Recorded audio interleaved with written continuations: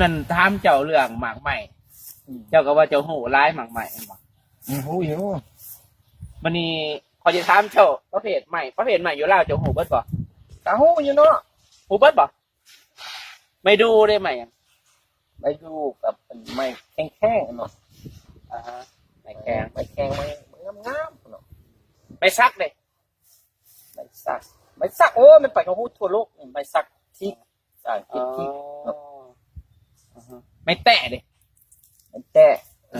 ก็ไม้แข็งคือกันนั่นบ่ ไม่แข็ง แข็งเนาะ ไม่ขยงเลย ไม้ขยุงโอ้อันไม้แพงๆก็จะไข่อันวิจีนั่นบ่ โอ้โหเบิดเท่าเจ้าเนาะฉันไม่แกงขี่เลย ไม้แกงขีน่ะโอ้อันได้ยินนี่เนาะอันเป็นไม้อัน แบบหยัง ไม่อันรัฐบาลก็จะสงวนห้ามบ่ให้ต้านบ่